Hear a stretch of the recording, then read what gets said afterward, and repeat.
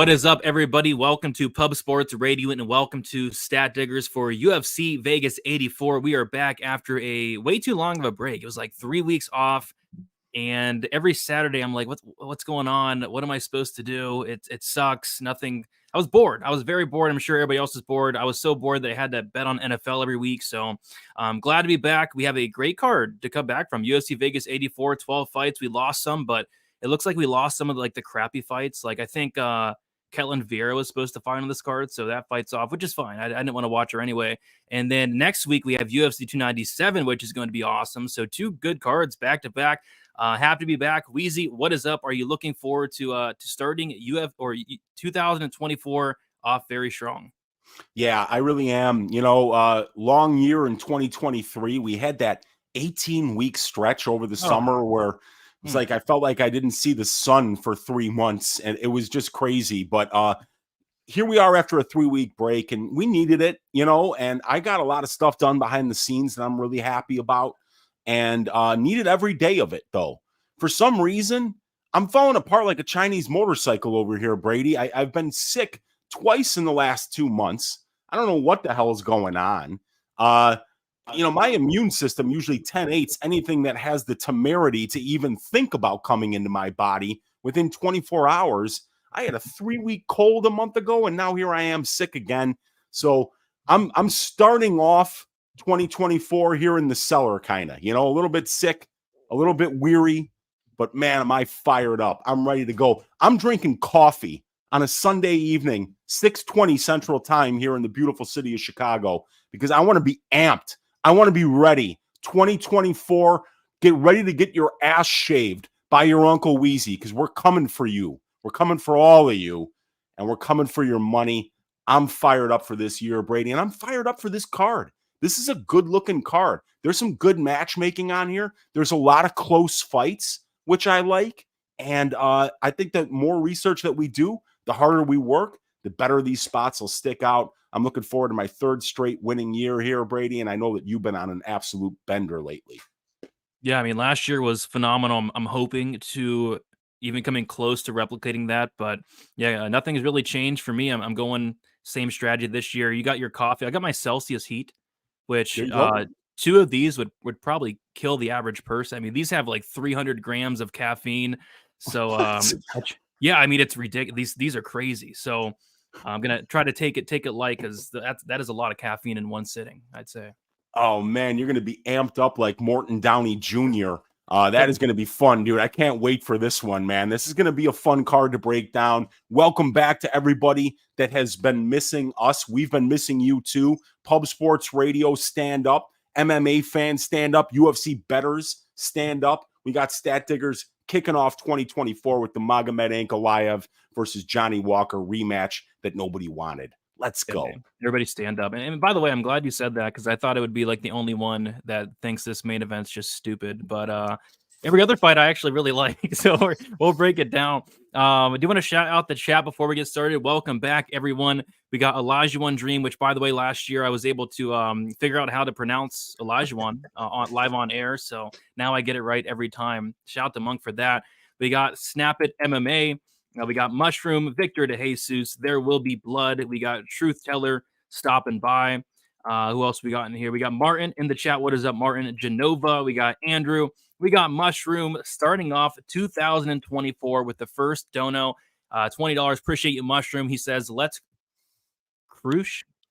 I think it meant crush. Let's crush the cookies in that I is right next to the U, dude. And as I get older, I misspell everything on the keyboard. You know, my fat fingers, they don't go where they're supposed to go anymore. So, yeah.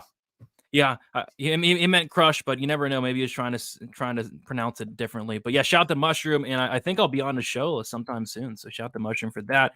Andrew saying, "Wow." I don't know why, but I agree. Wow, we're back. Wow, we got Melon in the chat. What is up, Melon?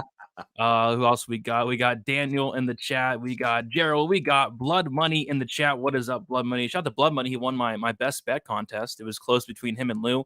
Blood Money was able to get it done. So shout out to him for that. Who else we got up in here? I think that is about it. And Mushroom said that he's older. Hey, man, That's us old guys. We got to stick together. Mushroom's my guy, dude, you know? And if anything will wear you down, it's living in either Chicago or Philly. So, you know, the both of us, we might only be in our 50s, but we've got probably a few more years, you know, on that just from being from where we're from. Yeah, been Gerald saying happy belated birthday. Appreciate you, Gerald. That's my guy right there. Thank you. And I posted some funny clips I had on my phone for Uncle Weezy's birthday. I think it was the come on clip, the Dan Hooker clip, and then another clip as well. So that was fun. I have like a random clip saved on my phone for some reason. Nice, man. Yeah, it was a new year, 2024, my 50th birthday on New Year's Day. So yeah, it's been a fun holiday season. Got to spend some time with family, with friends, be away from the UFC game for just a little bit, clear your head, think about last year, what you want to change going forward, set some new goals, and then get ready to put the work in. And that's what we're going to start right now. Yes, sir. I see you in there, Cole, as well. Matt, I see you. All right, guys. I say we get into it. We have 12 fights to talk about. We're going to kick it off with a really good fighter. We got Joshua Van going against Felipe Bunez. We got Van, 22 years old, 5'5", with a 65-inch reach.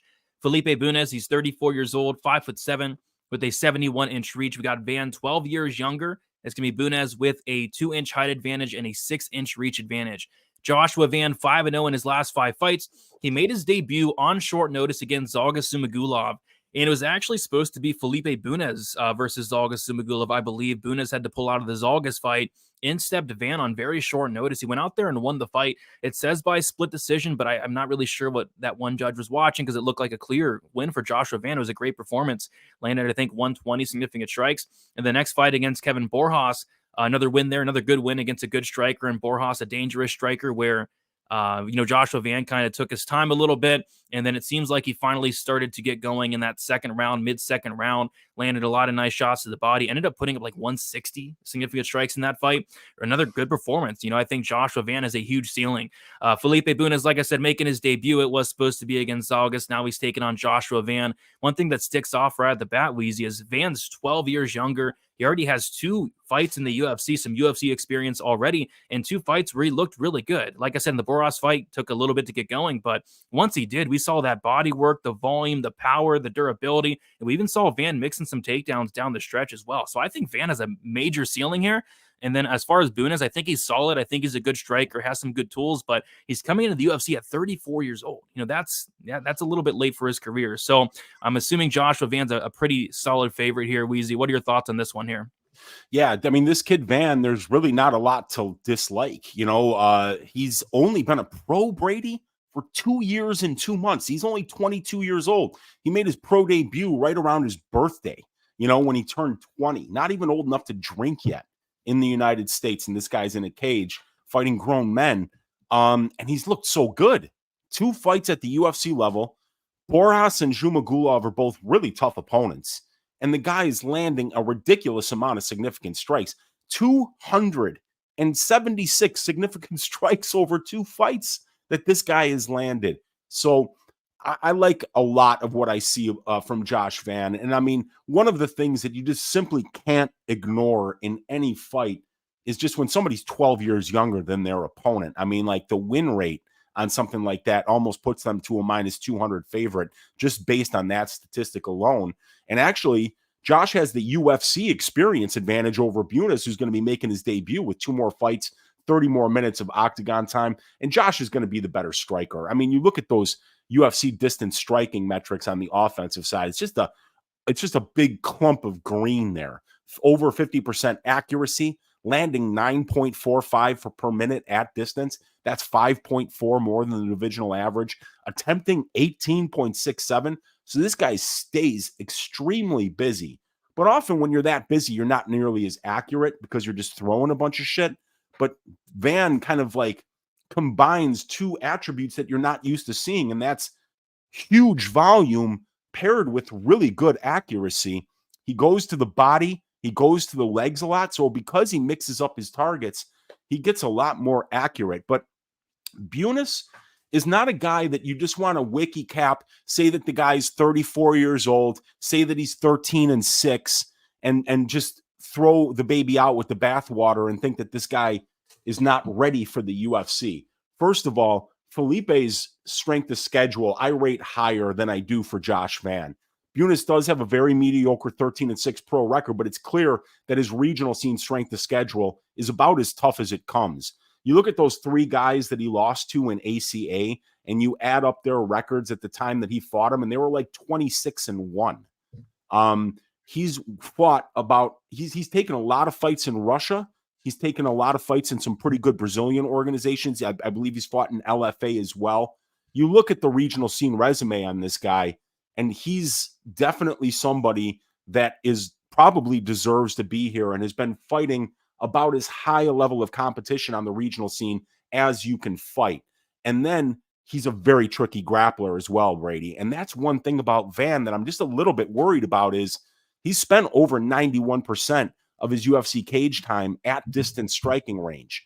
And when you watch him grapple on tape, I mean, this dude's going for like calf slicers and heel hooks, and he's like sliding off of his opponent. If he tries that shit against Felipe Bunis, he's going to wind up in some really bad spots and maybe put himself into a couple positions that we're just not used to seeing him in. And we don't know how he's going to react, because the one loss on Josh Van's record comes to a wrestler grappler in this guy Jackson that he lost to. The real DJ Quick is his nickname. And the guy's a really good wrestler, got to his back, choked him out. Josh Van just started wrestling 6 months before he took the Zhumagulov fight. So there's a path here for Felipe Bunis. He may be a big underdog. He may be 12 years older, but he throws with a lot of power on the feet. He trains at good camps. This guy switches back and forth between Fight Ready and the Pitbull brothers. And like I said, he's fought all over the world, and he's fought some noticeable names on the regional scene and been in really close fights with a lot of these guys. Don't underrate Felipe Bunis. Go look into him, watch the tape on him, and you'll know that he's a well-rounded, dangerous fighter. I think that this fight's going to play out a little bit closer, especially if Bunis can get into the grappling exchanges here and make this a fight that doesn't spend 90% of the time at distance striking range. If he can get it down to 50 to 60%, I think that Bunis is going to look a lot better than what the line says he's going to look. Yeah, Weezy, I'll be honest. I'm not too happy right now. I just got a text, and it says, I don't know if it's a joke or somebody's playing a prank on me. It says, "Welcome to B. Hardy. B. Hardy, the ED cure that works in minutes, add inches, elevate confidence." Who? Sure. Yeah, I don't know. I got a text from B. Hardy. It says they're going to send me 5 messages per week now. So I'm not sure. And I mean, like, as somebody who studied marketing way back in the day, Brady, you know, yeah. I don't have to tell you when they slap you in the face with the B Hardy, you know, like, oh, you're going to be hard when you take our pills, you know. You're 25 years old. You don't need that shit. What kind of marketing department sends erectile dysfunction messages to men who are in the prime of their life? Do they not know that you crushed the shit out of 2023? I don't think they know, but that you brought a life into this world, that you smashed the bookies, that you got like 11,000 followers on Twitter. They think you need to get your dick hard. You wake up and it's hard. Which reminds me, this show is sponsored by B. Hardy. Could you imagine? B. Hardy, add inches, elevate your confidence. Go to B. Hardy. No, don't go there. I think it's don't go there. I think it's a scam. But yeah, hopefully they don't send me 5 messages per week. My gosh, but it's just horrible. Yeah, that's terrible. I don't know what they're doing. I hate that. But anyway, so that threw me off a little bit. But yeah, great breakdown, Weezy. We got Joshua Van opening up minus 250, went all the way to minus 305. He is back down to minus 210. Felipe Bunis, he opened up as a plus 210 underdog, currently sitting at plus 180. We have the over-under set at 2.5 rounds. The under 2.5 minus 150, the over 2.5 plus 120. This is a fight that I'm going to sit back and watch. Weezy, what are your thoughts on the line? And then also any total interest as well? Nothing much on the total, I don't think. I mean, I think Van's live for a knockout, and I think Bunis is live for a submission. So oftentimes, when you got a striker versus grappler matchup, you got Bunis who's 8-2 to the submission in his career, and you got Van who's 5-0 to the knockout in his career. So potentially looking to the under. And maybe Bunis by sub, because he's already a big underdog, I think that's his best path. I mean, I could see him maybe getting takedowns, racking up controlling time, maybe banking 2 rounds and winning a decision as well. I think that's not off the table, but I think his most likely path is just catching Josh slipping at some point, maybe getting his back, maybe getting him in a knee bar or a heel hook or something kind of sexy, and just finishing with a submission that you might not expect him to. So interesting fight to start off the card. Should be an all action fight. Somebody probably gets served, but I think Josh Van is a very, very talented young prospect. And Felipe Bunes does have a really cool hat, which having a really cool hat is the best base in MMA. And I can't think of a close second. Yeah, fighting on your birthday and having a really cool hat. I mean, you look at guys like Brendan Allen, Shavkat Rakhmonov, Habib Nurmagomedov. These are legendary men with legendary hats. Let's see if Felipe Bunes at the tender young age of 34 can be another dude with a bomb hat that comes in here and shocks the world. Incredible hat there. But yeah, good fight to kick off 2024. We move on to the next fight, Weezy. We got Nicholas Mota going against, we got Tom Nolan. We got Nicholas Mota. He's 30 years old, 5'9" with a 70-inch reach. Tom Nolan, 23 years old, 6'3" with a 73-inch reach. We got Nolan, 7 years younger. He's going to have a 6-inch height advantage and a 3-inch reach advantage. Nicholas Mota, he is 2-1 no contest in his last 5 fights. He had a decision win on the Contender Series, got knocked out by Jim Miller, knocked out Cameron Van Camp, and then got knocked out, probably one of the most vicious knockout losses last year against Manuel Torres, where Torres landed just a nasty elbow and knocked him out cold there. And then had that no contest against Trey Ogden. We'll talk more about that. Tom Nolan, he's 5-0 in his last 5 fights. He's undefeated, 6-0, went on the Contender Series and won by knockout in the first round against Bogdan Grad. So, yeah, Nicholas Mota is a guy that I actually like this guy quite a bit. You know, you go and watch Nicholas Mota outside the UFC, and he's like destroying people. He's sending guys to the hospital. He's knocking guys out, and they're just not getting up. Nicholas Mota has a ton of power.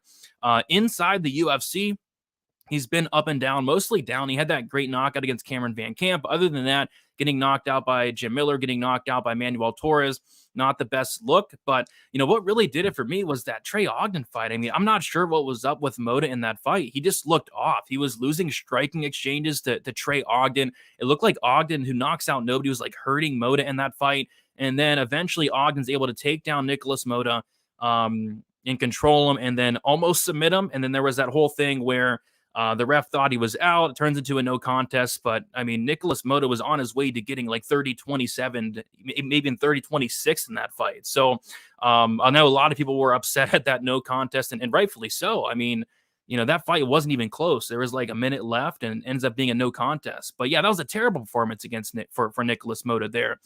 You know, what worries me here, Weezy, is I think this is going to be, like you say, a ding-dong. I think these guys are going to stand and trade into one-man falls, and both guys have a lot of power. Nicholas Mota has a lot of power. I don't think he has great durability. He gets knocked out all the time, but we have one guy who's like minus 330 and Tom Nolan making his debut against Nicholas Mota, who's plus 270. And I was watching some of Tom Nolan's fights.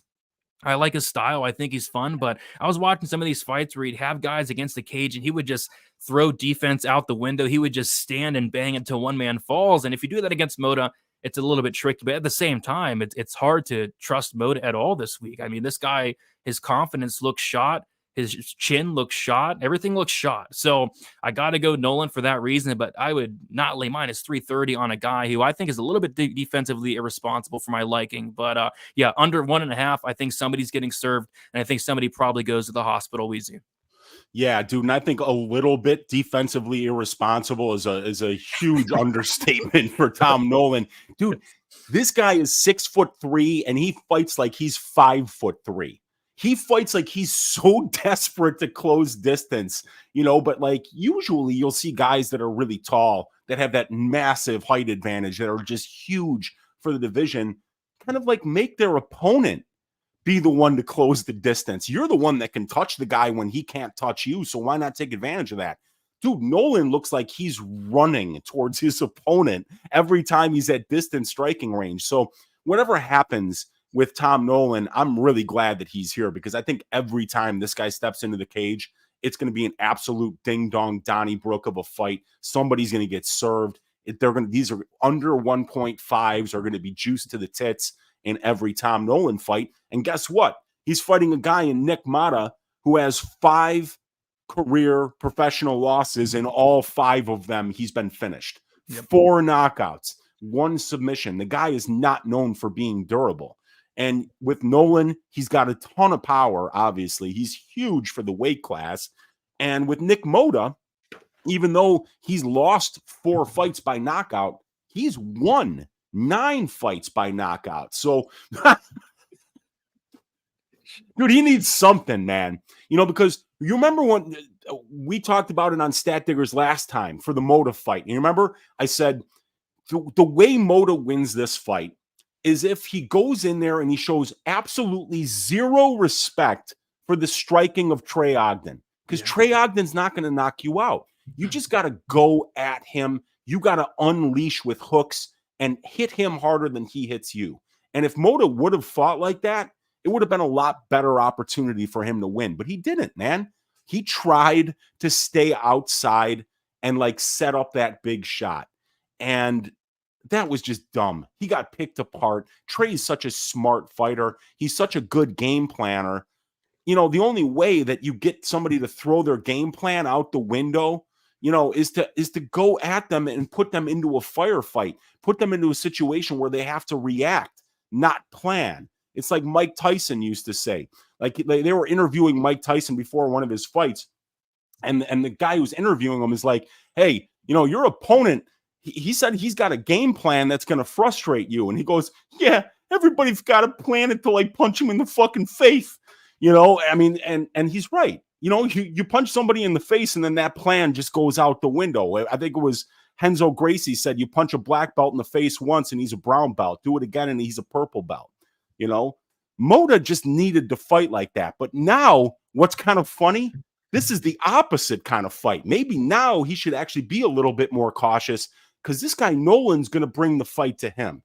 This guy Nolan's going to be coming into the pocket, and maybe he can kind of wait and counter here. Maybe this is a better stylistic matchup for Nick Mota. And if you're one of those gamblers, Brady, that likes to take advantage of recency bias, well, when are you going to get a cheaper price on somebody except for when they come off getting 30-27 by Trey Ogden? Oh.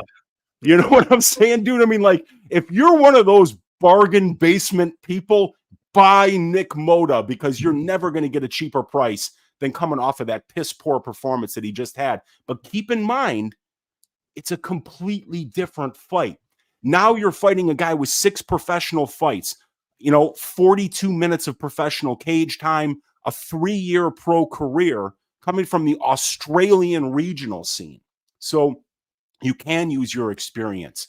You can use your strength of schedule advantage. You can use your game planning and counter striking and set traps type advantage that Mota might have here because he's more experienced, because he's fought the better guys, because he's done this for longer. Mota was in the tough South America house when he was 22 years old, Brady, fighting some real studs. So I think that there's some value on Mota here. Might he wind up dead on the canvas 45 seconds into this fight? Absolutely. It's a big possibility. Parlaying the under 1.5 here is probably not a bad idea either. It's juice to the tits, but I'd be shocked if it didn't hit. Yeah, me too. Even though, did you know Tom Nolan has 2 decisions? That kind of surprised me. His first 2 fights went to decision, so he proved that he's not just a guy that's going to go in there and if he can't find the knockout in the first 5 minutes, that he's going to wilt, or you don't know what it's going to be like. We've seen him go 15 minutes, but there were his first 2 fights. They were on the Australian regional scene, not against guys that are UFC level, so we don't really know. Yeah, and the fights that I watched, he's just a complete wild man. Yeah. Defensively irresponsible, eats one to give one. And doing that against Mata is a bold strategy. So we have Tom Nolan minus 330, which is that's wild. I know everybody thinks Mata sucks, but maybe he does suck a little bit, but the durability sucks, that's for sure. Yeah. Minus 330. Nick Mata is plus 270. The under 1.5 was sitting at minus 185 last week. I was actually probably going to play it there, but now it's minus 220. I don't know. And then, I might look at like Mata by knockout might be something stupid. He's already plus 270. Maybe Mata by knockouts like plus 500. But outside of that, nothing's really sticking out. Maybe parlaying violence could be sticking out. But yeah, I'm with you. I think this fight is a very violent fight. Somebody's getting knocked out very brutally in this one. Yeah, great stylistic matchup here. It's going to be a really fun fight to watch. And yeah, somebody's probably going to be sleeping early here. 100%. Fun fight so far. And speaking of fun, we have the definition of fun, Weezy. It is one Weston Wilson. It's the return. I was really looking forward to this one, and we finally get to talk about it. Weston Wilson going against Gene Silva. And who was Weston Wilson supposed to fight? He was supposed to fight somebody else. And I was looking at that fight, and I was like, why are they doing this to Weston Wilson? Oh, Gabriel Santos? Yeah. Oh my God, Santos would have murdered him. Oh, like why was that? Who did Weston Wilson piss off? They give him Brito for his debut, and then they try to feed him to Moscatino? Oh, no way, dude. Gabriel Santos. I mean, Gabriel Santos really had to be like hurt to pull out of a Weston Wilson fight. Like I hope Gabriel Santos is all right, because pulling out of a Weston Wilson fight is just crazy. But yeah, in steps Gene Silva, Contender Series guy here. We got Gene Silva, 27 years old, 5'7" with a 69-inch reach. Weston Wilson, 34 years old, 6'1" with a 73-inch reach. We got Gene Silva, 7 years younger. He's going to be at a 6-inch height disadvantage and a 4-inch reach disadvantage. Gene Silva, 5-0 in his last 5 fights. Won on the Contender Series as a pretty decent-sized underdog there. I actually picked him outright, and it was more like a shot in the dart type pick, because there's really not a lot of footage out there on Gene Silva. Yeah. But he definitely, blew past a lot of people's expectations. It took him a little bit to get going. He lost the first round, took over, looked really good in the second and the third. And he was landing some big shots on Vallejos that Weston Wilson, I can assure you, will not be able to eat those same shots. But overall, good performance, underdog win. And now he's coming in here as like the biggest favorite on the card. Weston Wilson, he's 3-2 in his last 5 fights, made his debut against Joe Anderson Brito. Whoever made that fight should probably be in prison right now. I mean, that's a ridiculous matchmaking there. But yeah, so these two are going at it. I went and watched a good amount of Weston Wilson footage just because I'm a big fan of the guy. And it just seems like this guy has no process to his game. He has no game plan. He's a really good grappler, doesn't wrestle a lot. But if the fight hits the ground, like, he's a really good grappler, but he's also got submitted a lot. Apparently he won like a boxing fight like a year or two ago, which shocked me when I saw that, because I went and watched his striking. It's just, he's very hittable.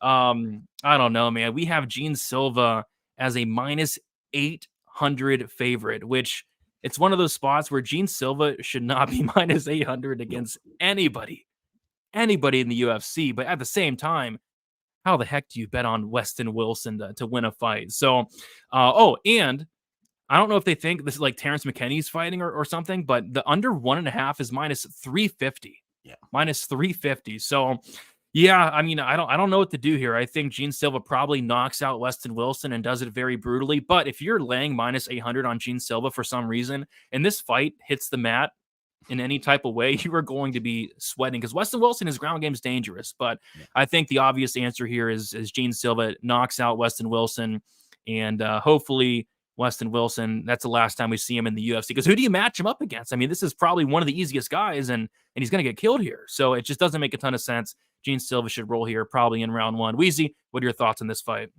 Yeah, dude, usually when you step up on short notice like Weston Wilson did against a guy like Joe Anderson Brito, who nobody wants to fight, right?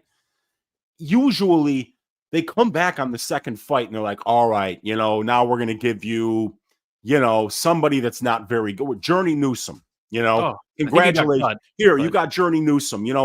They try to be like, hey, we appreciate you going to the hospital with a severe concussion after Brito pounded your head through the canvas so that we could fill another fight slot so that we could get our check from ESPN. So now we're going to give you an easy fight. And then they match him up against Moscatino. And then now they're giving him Gene Silva. And this is one of those cases, Brady, where it's not that Gene Silva should be minus 800. It's just that people really can't envision a scenario where Weston Wilson wins this fight. Yeah. So that's where we're at. This is what we talk about when we talk about the books becoming sharper. They just get out of the way. They just say, no, we're not letting you parlay Gene Silva. If you want to do it, you're going to be biting your nails the whole time because, there's a couple of things that Wilson does do well. If you shoot a sloppy shot on him, he'll lock up that guillotine on you. No arm, high elbow guillotine. You'll be out like that. Dude, that knee bar that he had against Brito was close. Yeah. It looked like the leg was starting to bend the wrong way. And I kind of feel like even if it did, Brito wouldn't have quit because he would have just been like, I just got to hit this guy once and I could do it with one leg and still win, So, but that was, it was kind of close. And him being like that karate style striker, they can be explosive. He's got a pretty quick switch kick to the head that lands sometimes. And I've seen him drop dudes with. So, yeah, I mean, like, there, you could always slip on a banana peel here, but I don't know. I mean, maybe Weston Wilson, we talked about it, Brady, by first round submission. Yeah. He's got 11 submission wins, 10 of them come in round number 1. Hey, man, maybe that's what you do because you might get 20-1. You could put down 1/10 of a unit to win 2. And Weston Wilson has got a very tricky submission game. He's very aggressive on the ground. It could happen. But yeah, the most likely result is that Gene Silva walks this dude down like Jason Voorhees with a machete, gets right inside on him, and then punts his head into the third row. Yeah. Yeah, like I said, I was going back and watching Silva's fight versus what was the name? Vallejos, and he was landing like flying knees that were landing flush. Like, I mean, if he lands that on Wilson, like Wilson might end up in the hospital. I mean, that's so yeah. But if this fight hits the mat, whether it's Wilson getting a takedown, whether it's Silva knocking down Wilson, getting on top, if this fight hits the mat, like Wilson will be live. But I don't know. It's hard to have much faith in Weston Wilson. You're right about what the books are doing. They're like, they don't want you to parlay Silva. And at the same time, nobody wants to bet Weston Wilson. Imagine laying one unit on Weston Wilson and he gets knocked out. I mean, I'd feel pretty bad about myself. Yeah. And you even though at the same time you're saying, hey, I only got to get 1 out of 5 of these right, chances are you're not going to even get 1 out of 10 times right if you're betting on fighters the quality of Weston Wilson, unless, of course, they're going to be in there against the likes of Suksan Simpleman. Yep. For sure. Who was that one? It was the one guy that Weston Wilson went out there and lost. Was it Cheeks? It's Charles Cheeks the third. Yes, the third. Because when your name is Charles Cheeks and you get the shit beaten out of you every day at school for your entire life until you're 18 years old, the first thing that you want to do when you have your own kid is give him the exact same name so that he can be put through the exact same hell. Dude, I was watching Charles Cheeks' fight versus Weston Wilson, and the announcer was like trying not to crack up at some of the stuff they were saying. Like nice leg kick there by Cheeks. And I said, Cheeks is clapping him. Cheeks is it. He did clap him. Cheeks did clap Wilson. Yes, he did. Him. Yeah, he did. He knocked him the fuck out. So shout to Charles Cheeks, the third. That's right. 100%. So yeah, Silva minus 800, under 1.5 minus 350. Like it's like a Terrence McKinney fight over here. Yeah, nothing really sticking out as of now. But like you said, Wilson sub 1 plus 2,000 potentially. We'll see. That's how he wins.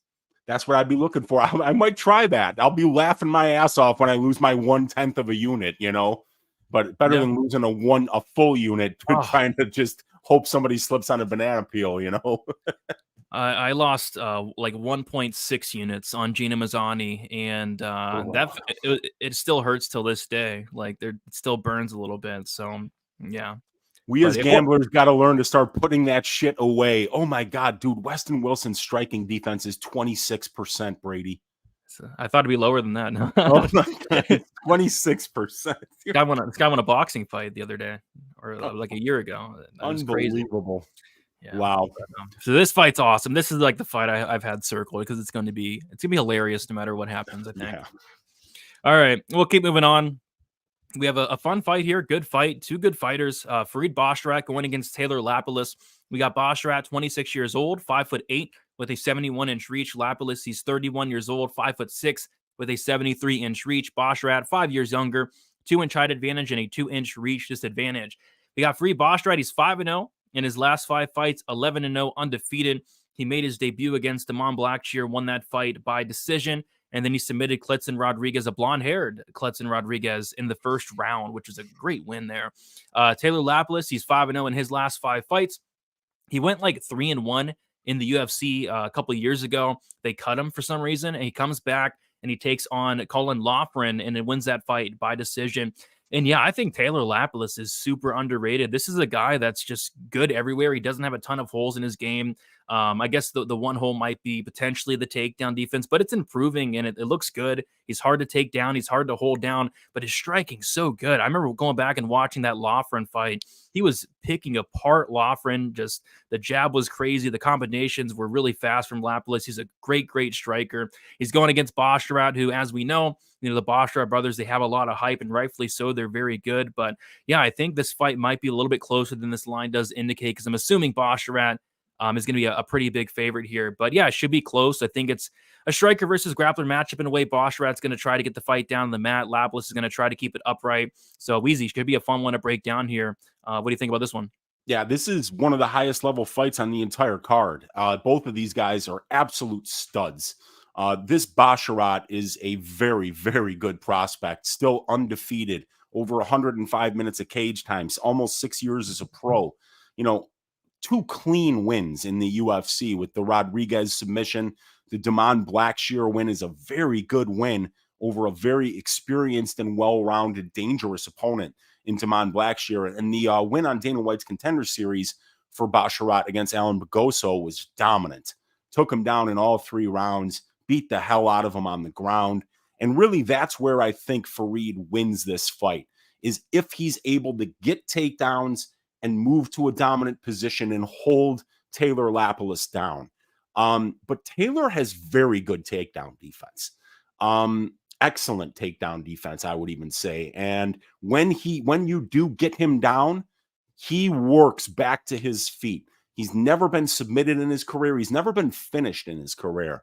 And that's what you have to do against Taylor, because on the feet, Taylor Lapilus is criminally underrated.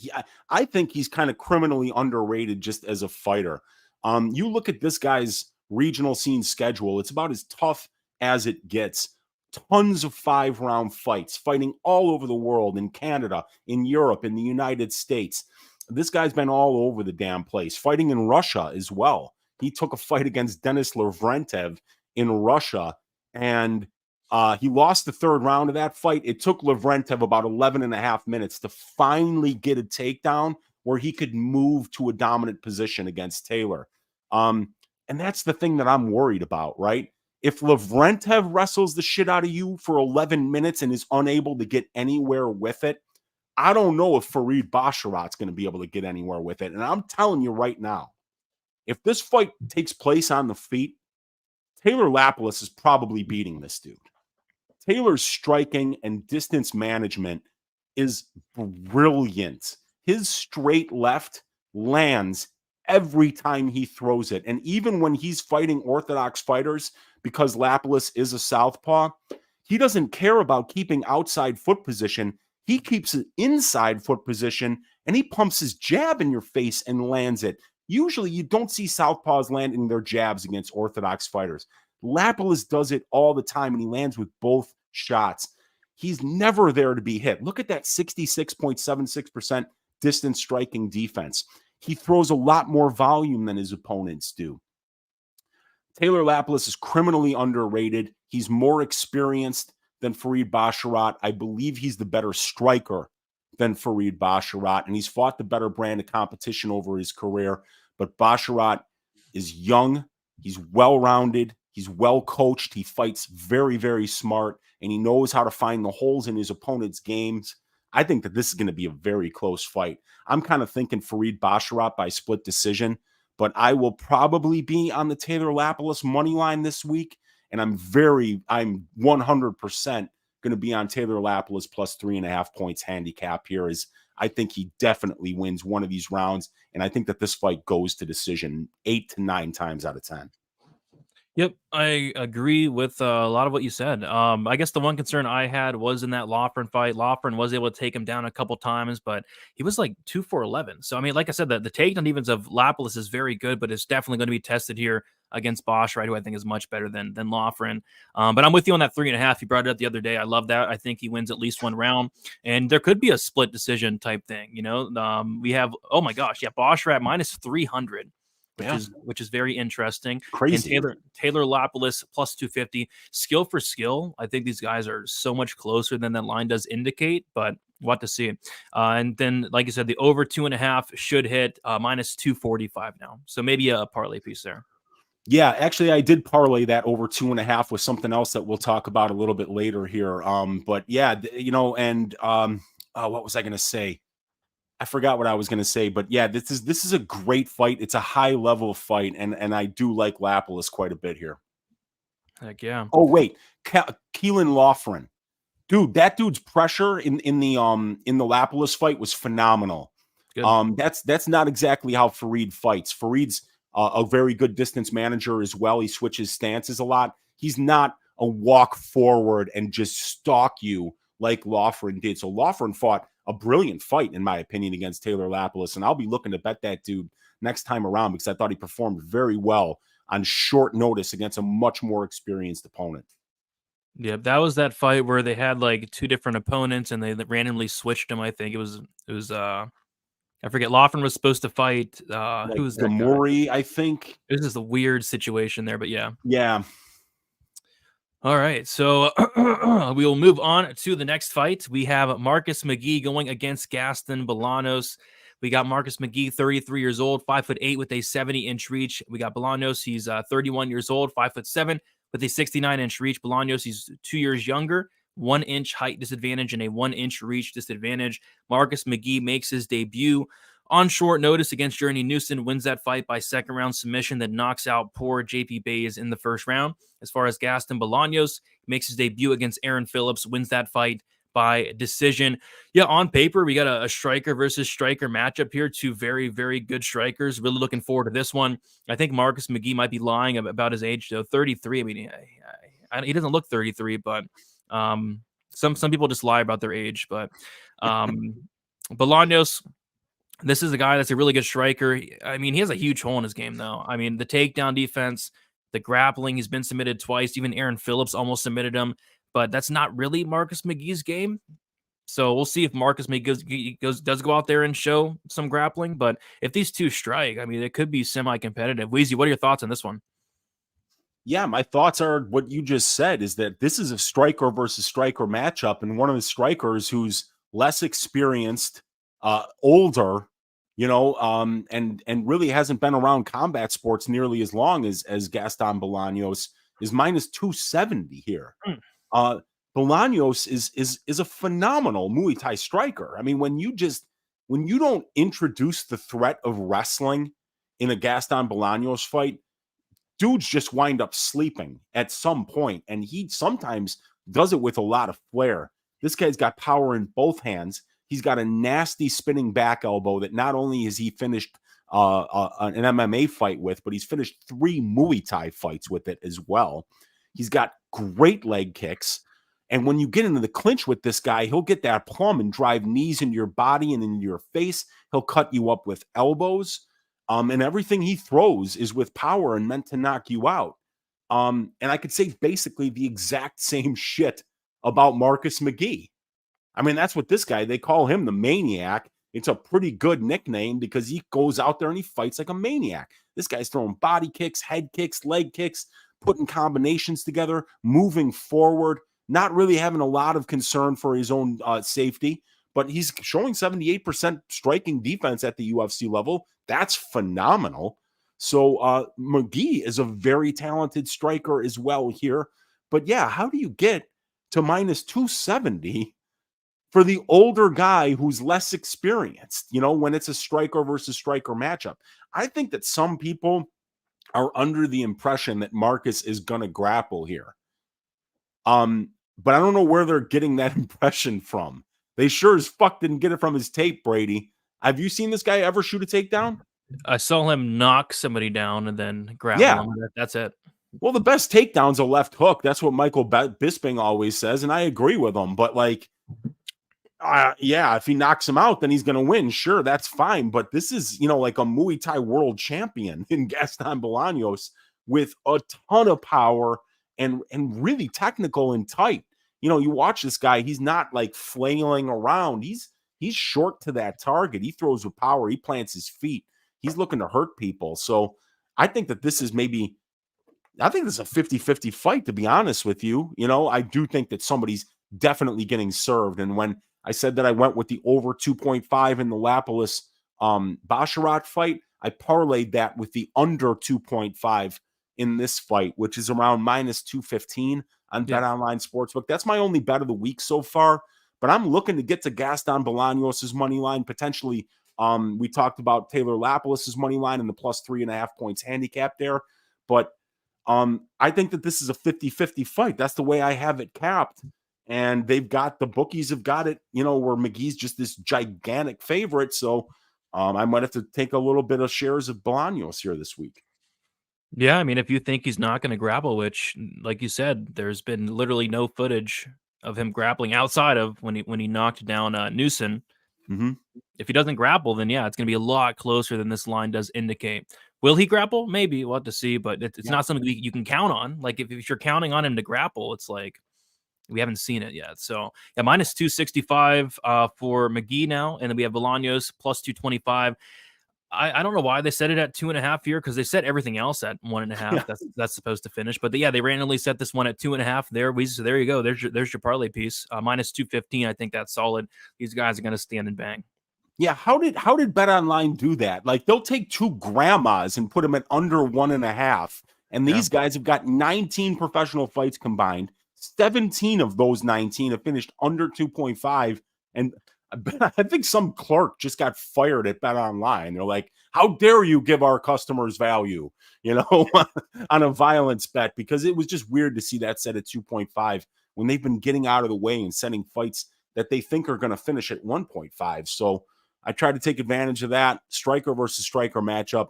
I think somebody's getting served here as well. This is a great card, great matchmaking in pretty much every one of these fights. Is going to be a fight that I'm ready to watch, whether or not I have money on it. Yep, great card. I'm really looking forward to this one. All right, we will keep moving on then to our next fight. We have Matheus Semelsberger going against Preston Parsons. We got Semelsberger, 31 years old, 6'1" with a 75-inch reach. Parsons, 28 years old, 5'11" with a 71-inch reach. We got Parsons 3 years younger, and we have Semelsberger with a 2-inch height advantage. Matt Semelsberger, he is 2-3 in his last 5 fights. Decision win against AJ Fletcher, decision loss against Alex Morono, decision win against Jake Matthews, decision loss against Jeremiah Wells, and then a knockout loss against Uros Medic. As far as Preston Parsons, he is 3-2 in his last 5 fights. Made his debut against D-Rod on like a couple days' notice, lost that fight by first-round knockout, won a decision against Evan Elder, and then he lost a decision to Officer Trevin Giles. So, yeah, I think this is pretty clear striker versus grappler matchup. We're on the feet. Like Matheus Semelsberger has some of the best power in the division. This guy has to be close to like setting a knockdown record. He's not knocking a lot of guys out, but he's knocking a lot of guys down. He knocked down Jeremiah Wells. I thought it was like 3 times. They say 2. He knocked down Uros Medic once. He knocked down Jake Matthews 3 times. He knocked down Alex Morono. And of course, he killed Martin Sano, Jason Witt, and some other guys as well. Knocked down Carlton Minus, knocked down pretty much everybody he's fought. He's knocking him down outside of AJ Fletcher. So this guy's like a knockdown machine, and he's taking on a really good wrestler, really good grappler in Preston Parsons. So yeah, like I said, striker versus grappler on the feet. I think Semelsberger is going to have a field day with Preston Parsons. We saw Trevin Giles really beating up Parsons on the feet, hurting him multiple times. We saw what D-Rod did to Preston Parsons. Parsons needs to get this fight down to the mat, and he's probably going to have some opportunities. Matheus Semelsberger has shown 50% takedown defense thus far in the UFC. He's shown an ability to be stuck on his back as well. So I see why this fight's lying close. Do you think Semelsberger is going to be able to stuff the takedowns, keep it on the feet, and punt Parsons' head into the second row? Or do you think Parsons is going to be able to wrestle for 15 minutes or find a sub here? So striker versus grappler matchups that I absolutely love. Closely line fight here, Weezy. What are your thoughts on this one? Yeah, I think you could make a really eloquent argument why either guy is going to win this fight, Brady. And here's my prediction, is that whoever wins this fight probably looks minus 300. That's what I because think. it's just whoever's going to get their game plan. So what do we do in that situation, right? We just bet an under. Yeah. Because if this fight gets to the ground, Preston Parsons' submission game is so good. He's so aggressive. This guy, when he gets you down, he is not looking to hold you there. He looks to pass position, land ground and pound, and lock up an arm triangle, or get to your back and lock up a rear naked choke. If he's from the bottom, you could see him locking up triangles and arm bars. This guy's so aggressive on the ground. And then you mentioned it, dude. Matt Semelsberger is landing a knockdown on 3% of the distance strikes that he's landing. That means on average, 1 out of 33 strikes that lands, this guy, he's dropping somebody. So it's like a knockdown a fight. I mean, he's landing 1.45 knockdowns per 15 minutes. That is a phenomenal number. Mm-hmm. So if this fight takes place on the feet, Matt Semelsberger is probably going to get a knockout here, because Preston Parsons is a very tough dude. But what do we see him doing on the feet? His nickname is Pressure. And they don't call him that because he sits back and waits to counter. You know, this guy is coming forward and he's looking to finish fights. So whether it's Preston Parsons getting this fight to the ground, advancing positions, finding a submission, or whether it's Matt Semelsberger keeping this fight standing, landing big shots, finding that knockdown, finding the finish, I think somebody's going to get served. And I think you'd be a lot better suited to just be agnostic on who wins this fight and just say that, dude, somebody's finishing this fight. And that's the way I see it going.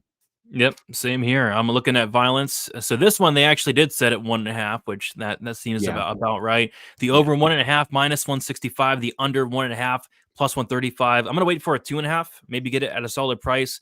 I don't hate the under 1.5 because I could see a finish within the first 7.5 minutes between these two, like stylistically, because Semelsberger can absolutely start this guy. Like, it only takes one shot. And like you said, if Parsons gets on top, this guy is very aggressive with those submissions. So even under 1.5, I don't hate, but I would like that extra round. One thing that, shows up in your stats here that kind of jumps out at me, 42% striking defense at distance for Mr. Parsons. That's not good against Semelsberger. So I think I lean on the Semelsberger side ever so slightly. But I'm with you. Like, who cares about the side, right? Let's bet violence here.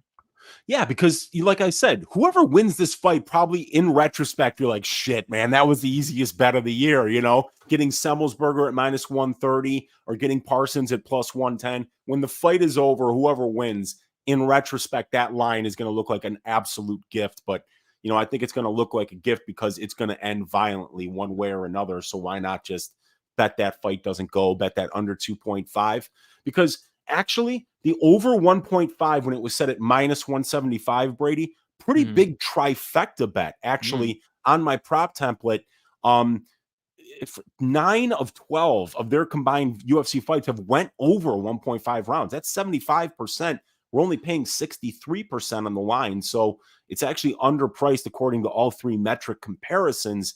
But I would still rather bet that under because I really believe stylistically, not just looking at the stats and the past performance, but the stylistic components of this matchup is that it's bringing violence. So you would expect to see the violent side be overpriced because I think a lot of people are seeing it the same way that we are. Yeah. I love this fight. I love striker versus grappler matchups, and I love fights where, like you say, at the end of the day, you're like, wow, this guy was only minus 130, or wow, this guy was plus 110. Like, so whoever wins this fight is going to look like a massive favorite. I love fights like that. Yeah, this matchmaking on this card, I mean, stand up, Sean Shelby, Mick Maynard, they did great work here, dude. This is a fun card to start off 2024. Yeah, and you think this is fun. Next week's fun. We get the return of Malcolm Gordon. Malcolm Gordon and Priscilla, Zombie Girl, catch a cheating. Ladies and gentlemen, Jasmine Jazdavicius better wear an eye patch in there because Priscilla's coming for her eye. I can't wait. That's going to be, I think that's even the first fight on the card. So yeah, man, we got some great stuff coming up next week. Stay tuned to Pub Sports Radio. We got you this year for your MMA content. Believe us. Catch a cheating. her last fight against Maverick, she cheated like 50 times. She grabbed the cage, she poked her eye, she was pulling her shirt off. Like, it was ridiculous. Like, she is the biggest cheater I think I've ever seen. Yeah, dude. At one point, I was like, "Oh, there's a titty," you know, like I mean, because she was just like trying to like get the top off. I mean, like Priscilla, you gotta respect cheaters because they're trying, Brady. Yeah. It's all you can ever ask when you bet on somebody is just please try to win. Yep. You know what I might do next week? Shout out to Lou Betcha, yam bags in the Cachoeira. Maybe get 20 to 1. Yeah, man. She's gonna be grabbing cages. She's gonna be grabbing shorts, grabbing gloves. You know, like probably even like biting. I'm looking for a bite. We haven't seen Priscilla Cachoeira bite anyone yet. If there's a book brave enough to put that prop out there at 80 to 1, your Uncle Weezy will put a unit on it. Which makes no sense. I mean, she's the zombie girl. You'd think the first thing she would do would be to bite somebody. Hey, man, we got to get ahead of the trends here on Stat Diggers, Brady. And this is the kind of foresight that we're planning to show you guys in 2024. Let's go. 100%. But yeah, this card, like you said, this card really good. I've enjoyed every fight so far. So there's not one fight where I'm like, yeah, this sucks. Every fight's been great, and including this next one, which should be interesting. We got Waldo Cortes-Acosta going against Andre Arlovski. We got Arlovski. He's 44 years old, 6'3" with a 77-inch reach. Acosta, 32 years old, 6'4" with a 78-inch reach. Acosta, 12 years younger, 1-inch height advantage and a 1-inch reach advantage. Andre Arlovski is 3-2 in his last 5 fights. Decision win against Carlos Felipe. Decision win against Jared Vandera. Decision win against Jake Collier. Got submitted by Marcos Rogério de Lima in the first round and then knocked out by Dontel Mays in the second round. We'll talk more about that. Waldo Cortes-Acosta, 4-1.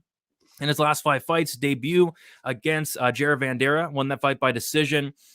He beat Chase Sherman by decision. He lost to De Lima by decision, and then he beat Lucas Bresky by first round knockout. So as far as I'm concerned, you can correct me if I'm wrong, but I think right now Arlovski is the oldest fighter on the roster. We have no more Olenek. We have no more Marin Renault. We have no more Guido Canetti. All those fighters are done. So I think the oldest right now is Arlovski, and I can't really think of a close second. So 44 years old, almost 45 for Arlovski. This guy has a ton of fights, like 56 fights or 58 fights, I think, in his entire career. So almost 60 fights for Arlovski. Yeah, this fight I don't think should be sanctioned. You know, I'll say this ever so often. You know, some of these matchups should not be sanctioned, and this is kind of one of them. Arlovski's a guy that, you know, first of all, this guy is a legend. He's been fighting forever, but there is a couple of year stretch where he just kept getting knockout after knockout loss for Arlovski, and everybody's like, his chin's gone, his chin's done. And then after that, there was like a 3-year stretch where it's like he's rejuvenated his chin. I don't know if it's because the beard he grew or what, but he was going to decision a lot. Like, there was a big stretch where he's just going to decision after decision. And I think a lot of that had to kind of do with like who he's fighting. He's fighting like the Jake Colliers, the Carlos Felipes, just guys that aren't that dangerous, like Chase Sherman, you know, guys like that, Bandera, Bozer, Philippe Lins.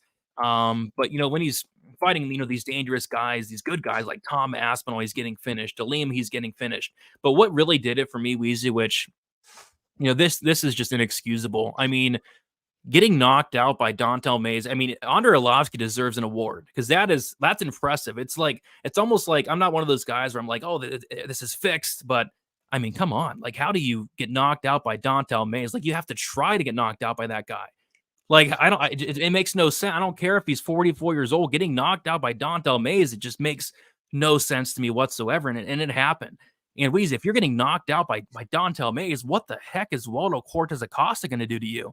This guy has a ton of power. I'm shocked that Acosta's first knockout in the UFC, it took him this long because he was landing some big shots against Chase Sherman. I'm not sure how Chase Sherman survived. He was landing big shots against Jared Vandera, but both those guys are tough. Whereas with Arlovski, he's been knocked out 12 times. I think Acosta is getting another knockout here. I think this fight shouldn't be sanctioned. It shouldn't be happening. And I think Acosta knocks him out probably early. Like, if you're getting knocked out by Dontel Mays, it's probably time to hang him up. Weezy, what are your thoughts about this one here? Yeah. Do you remember when I said that I could beat Dontel Mays in a foot race? Yeah. Yep. Yeah. You remember that? So so when I saw that this fight, you know, was coming up, I said, oh, you know, I got to watch a little tape on Arlovski. I got to watch Dontel Mays knock this dude out. And I laughed so hard when I saw it, because if you go and you watch that, right, And I was remembering, like that I was saying that I could beat Don'Tale Mayes in a foot race. I couldn't beat anybody in a foot race, you guys, but I could beat Don'Tale.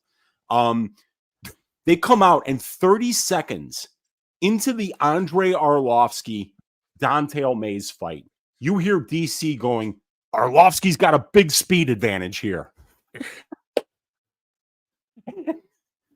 Dude, who could he possibly have a speed advantage over at 44 years old? Well, yeah, he could have a speed advantage over Don'Tale Mayes. He still got knocked out by him. And I just kind of feel like Arlovski was at the point where anybody could knock him out 8 years ago. His chin didn't get better. He just fought smarter. He kind of reinvented himself. He said, why should I be this heavyweight that goes out there and trades bombs until one man falls when I can kind of just stay back, use my experience, keep it low volume, take way less damage, and then maybe I'll get some decisions thrown my way every once in a while. And a lot of that worked out for him. I don't think he beat Collier. I'm not sure that he beat Felipe. The Bozer one. The Bozer was terrible. The Bozer one was terrible, and so was the Vandera one. I think even Vandera beat him. The only guy I think that, I think the guy that he did, I think he beat Sherman. I remember going back and watching that fight and being like, okay, yeah, I'd give that one to Arlovski 2-1. But yeah, dude, if Waldo Cortes-Acosta does what I thought Nick Moda should have done in the Ogden fight, which is like, all right, look, this guy's not going to knock you out. Just go forward, make it a scrap. Don't fucking trade at distance with this guy. She's coming off being knocked out by a guy whose overhand right you could time on a sundial. Okay? So how the hell is he going to beat Waldo Cortes-Acosta? This guy's throwing 95-mile-an-hour fastballs for the Cincinnati Reds just like 3 or 4 years ago. He's a good boxer. And you know what's crazy about Cortes-Acosta that he doesn't get nearly enough credit for? This guy's impervious to leg kicks. Yeah. Dude, he has absorbed, I think I wrote it in my notes, Brady. Let me look here. It's got to be like 90. Something crazy. Dude, it's so many leg kicks that he's absorbed. Let me see if I can find the number in here. Waldo has absorbed 102 leg kicks in 4 UFC fights. He never went down. He never even looked like he was limping. Yep. Dude, like you saw some of those kicks that DeLima was landing. People would have quit after those leg kicks. I don't know, 102 leg kicks he's absorbed. So I think Cortes-Acosta should absolutely knock this guy out first or second round. If he doesn't fuck around, if he doesn't point fight, just show this guy very little respect. He's 44 years old. Yes, he's a legend. Yes, he's got 58 fights and over 500 minutes of pro cage time. He's got more cage time than Jim Miller does. You know, another veteran that we see on this card. So, yeah, I mean, Andre Arlovski, legend of the sport, but he's almost 45 years old. And this guy Acosta is 32. He's in his physical prime, and he's really good. So, yeah, I don't think we need to talk about this one much more. Nope, we don't. Cortes-Acosta minus 600. That's fine. Yeah. Arlovski plus 425. The over-under set at 1.5 rounds, which is fine as well. The under 1.5 is plus 106. Yeah, he should knock him out within 7.5, you would think. So I'm going to be looking at like the Acosta knockout prop, but I'm assuming they're going to be all over it. They should be all over. I mean, it's common sense, right? Arlovski's been knocked out 12 times. He's like 45. He just got knocked out by Don'Tale Mayes. And if Acosta does not knock out Arlovski, he should be ashamed of himself. You know, he should be absolutely ashamed of himself at not knocking out Arlovski this week. So that's a bet I'm really looking at, but I'm assuming it's going to be like minus 150, minus 130. So I'm assuming they're going to be minus 200. If they open it at minus 200, I honestly wouldn't be surprised because it's not like Waldo Cortes-Acosta is submitting anybody. Yeah. Well, on Bet Online, it will be minus 200. Yeah, I know. Yeah. I'm talking about other books. Yeah. Like FanDuel. We can hope. We can. Yeah. Come on, FanDuel. Let's go. Like, come on, Bet Rivers. Yes. So I'm looking for maybe a minus 130, 50 on there. But yeah, Bet Online probably will be opening up minus 200 for that knockout prop. All right. We'll move on to the next fight. We have this fight's been like the talk of the town. Like I haven't been on Twitter much. The last 3 weeks, try to stay off, enjoy time with family. But every time I log on to Twitter, it's like somebody's betting on Phil Hawes this week. So it's like the talk of the town. We got Phil Hawes going against Brunno Ferreira. We got Phil Hawes, 34 years old, 6 foot with a 77-inch reach. Brunno Ferreira, 31 years old, 5'10" with a 72-inch reach. We got Ferreira, 3 years younger, 2-inch height disadvantage and a 5-inch reach disadvantage. Brunno Ferreira, he is 4-1 in his last 5 fights, made his debut on short notice against Gregory Rodriguez as a big dog, knocked him out in the first round, and then got knocked out by Nursultan Ruzabayev in the first round, like in the first minute or so. As far as Phil Hawes, he is 2-3 in his last 5 fights.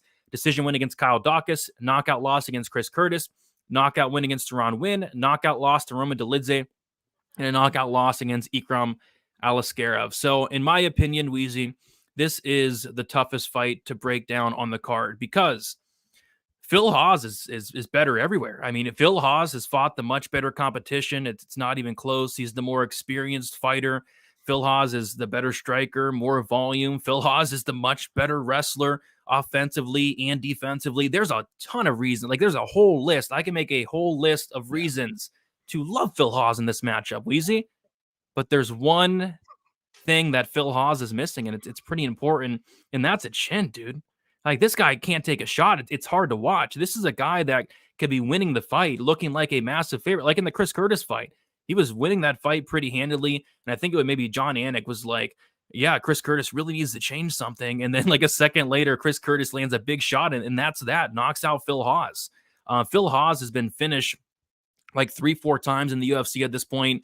The chin's bad. I mean, it seems like a lot of shots that are landing are just, I don't like the reactions Phil Hawes is giving, some of these shots that is landing. So it's a fight where, is Phil Hawes the better fighter? I think he is. I think we can all agree on that. It's just, it takes one shot. It takes one shot from Brunno Ferreira. And what Ferreira does really well is this guy hits hard. He hits very hard. So I will not be one of the many people that are betting on Phil Hawes, which I see why people are. Like, there's a lot of reasons to like him. But at the same time, this guy could very well get knocked out. So actually surprised at the line. Ferreira's a favorite here. I kind of thought Ferreira would be an underdog with the amount of love that I have seen on Hawes, but it's actually Ferreira is the favorite. I don't love it, but I'm going to pick Ferreira to knock out Phil Hawes because I think at this point in Hawes' career, like a hot shower might knock this guy out. So yeah, I can't trust Hawes here. I don't think I'm betting on this fight. I think violence is a good way to go, but I think it's going to be one of those fights where Hawes is probably looking good up until Ferreira lands one shot, and that one shot changes the fight or ends the fight. Give me Ferreira by knockout, but I don't love it. And I'm probably not betting this fight outside of like an under. Weezy, what are your thoughts on this one? I think you summed it up absolutely perfectly. Like, if it wasn't allowed to finish fights, yes. Right? If they'd be like, stop, you really hurt him, and we got to let him come back to consciousness here, Phil Hawes would probably be like minus 800. I mean, like, this guy is so much better than Ferreira everywhere. I mean, he would pick him apart at striking range. He's a way better wrestler. And that wrestling, it's not just the offensive wrestling, it's the 100% takedown defense too, where if you want to take Phil down and put his back on the mat because you're not comfortable with how the striking exchanges are going, you're not taking this guy down. He's an elite wrestler. He's an elite athlete. He's explosive. He's fast. He's strong. And he's got a good, well-rounded skill set and no chin at all. I mean, Jason Witt, Malcolm Gordon, level chin, the kind of shit where he could be beating 7 shades of shit out of Ferreira for 14 straight minutes.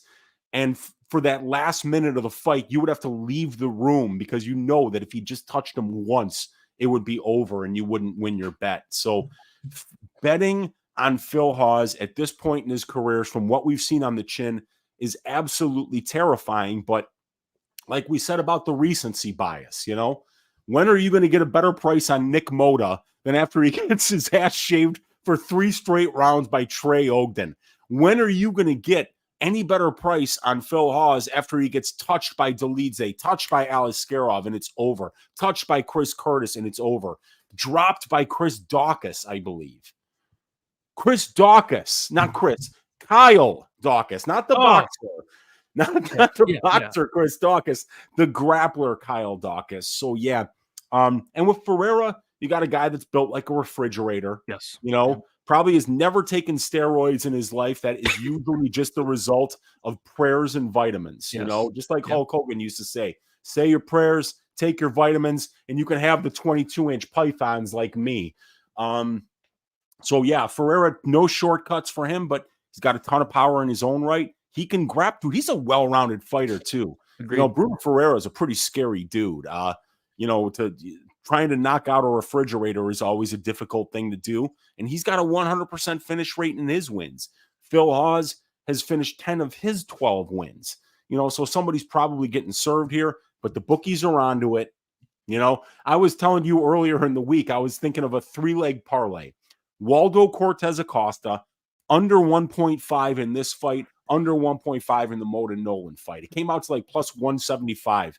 And you were like, oh, we're parlaying under 1.5s now. And I was like, God, that is such a sharp thing to say because, God, I mean, under 1.5s, they force you into that. Yeah. And anything can happen, dude. It's just got to go 7.5 minutes, and who knows what'll happen here. But the most likely thing is obviously that somebody's going to be sleeping because Hawes is better than this dude. But, Ferreira's just got to touch him once. And we saw somebody like Rodriguez, who's very aggressive, come in and leave his chin out there just once. And Ferreira found it. So I don't see how I could gamble on this fight because I kind of think Hawes is the side. You just got to say, I hope he doesn't get touched, and if he doesn't get touched, he probably looks minus 200 here, but I just can't do it. I think I had Hawes money on Alaskarov. I think I had Hawes money on Dolidze. I'm not making it 3 in a row here, dude. I'm going to sit back and just watch this fight because it's going to be an enjoyable fight, which will probably end quickly. Even worse, I had money on Hawes against Chris Curtis. That hurt. Yeah, dude, I'm a believer in Phil Hawes. He's a great fighter. He's a great wrestler. He's got tons of power. He's explosive. And his boxing is really good. If you don't think his boxing is good, go watch him beat 7 shades of shit out of Duran Win for 3 rounds. That was fun, dude. Yeah. Dude, that was one of the worst ass beatings in the history of the UFC. He absolutely clobbered that dude.